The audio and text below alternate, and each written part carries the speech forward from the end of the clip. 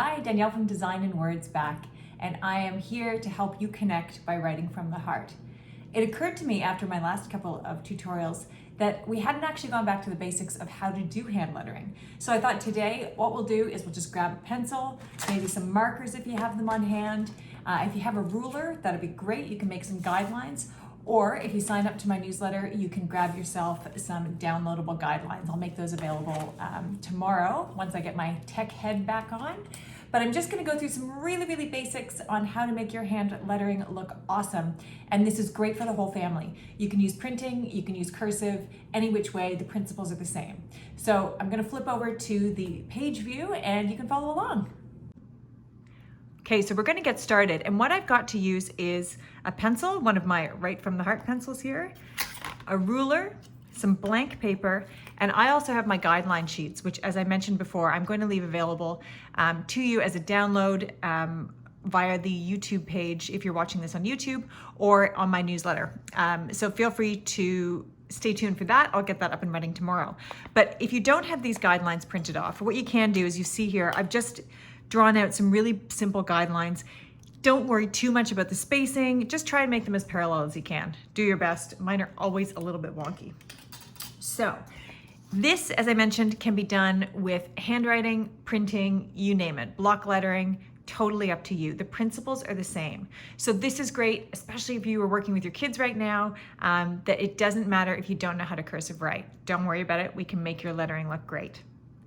The principles, as I mentioned, are always the same. So the idea is that when we write a downstroke, so that's anything where your pencil is moving down the page, it's going to be a thick line, and anything where your pencil is moving up the page is going to be a thin line. So that's going to be thick, and this is going to be thin.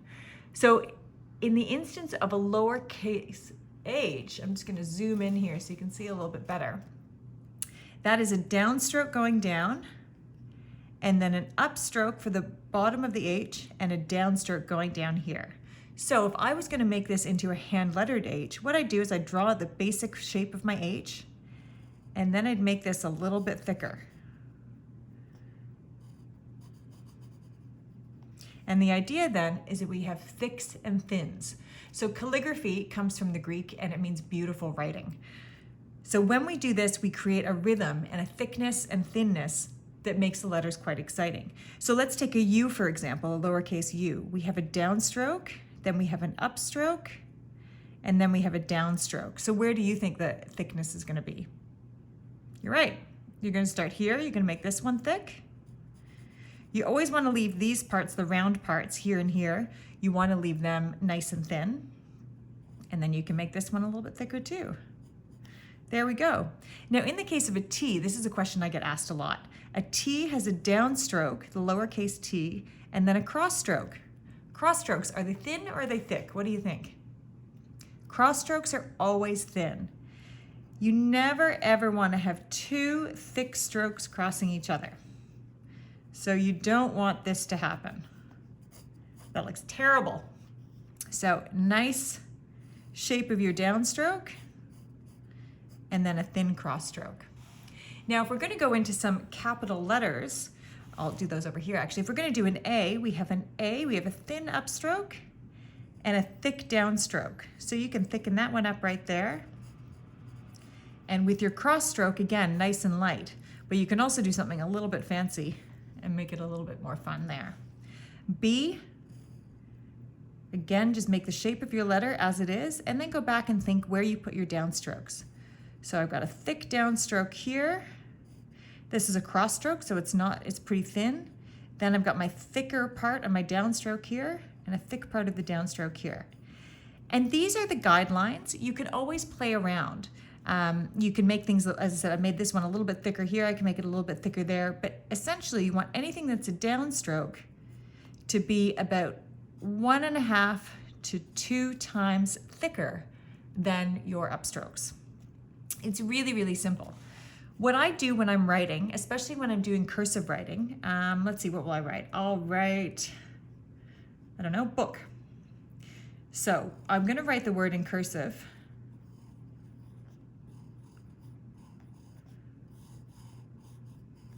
And then I'll go back and think about where my thicks and thins are. just like I did with the printing. So I'm going to put a thick in here. I'll leave the thins as they are.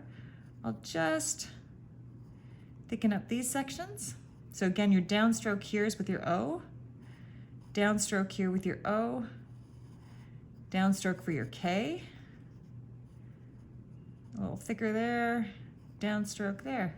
And you've got a nice thick and thin. Same thing goes if I was going to print the word book. So B, O, O, K. I have to remind myself how to spell that.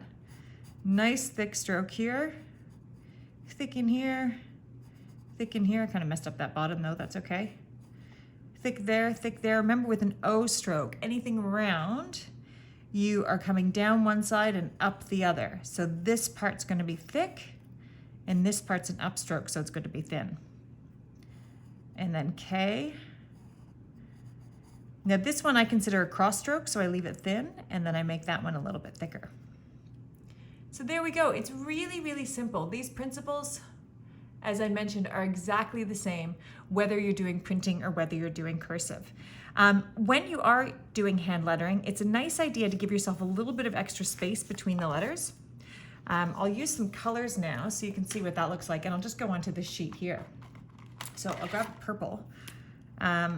These are just simple dual tip markers you can get at any art store. So let's write dog. So I'm gonna write D, O, G. Again, I'm giving myself a little bit of extra space here. I'm gonna thicken these up.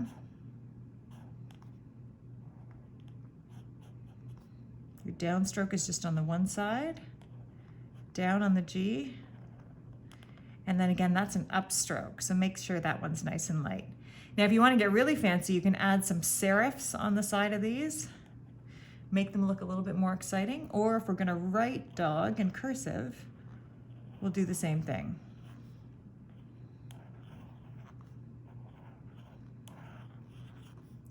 And then I'm going to come in here and just thicken these up. That's technically an upstroke, but it looks a little bit better if it's a bit thicker. That's a downstroke in there too.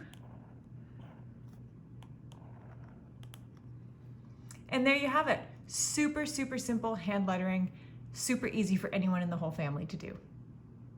Now you know all my secrets. Now you know the hand lettering isn't that hard at all. So you've got no excuse to dive in there, grab the kids, grab some pencils, pens, and you can really start making some really fun birthday cards, place cards, things like that.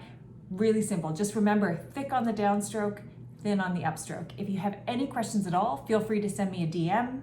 And stay tuned, I'll be posting a link to the free download for the guide sheet so you can give that a try at home. And I am booking some new hand lettering classes that'll be coming up in the next few weeks, so stay tuned for those, all virtual. Do it at home, bring the whole family, it's heaps of fun. So remember, connect from the heart, write your kids a little note, write someone you love a little note. There is absolutely nothing better. Have a great weekend.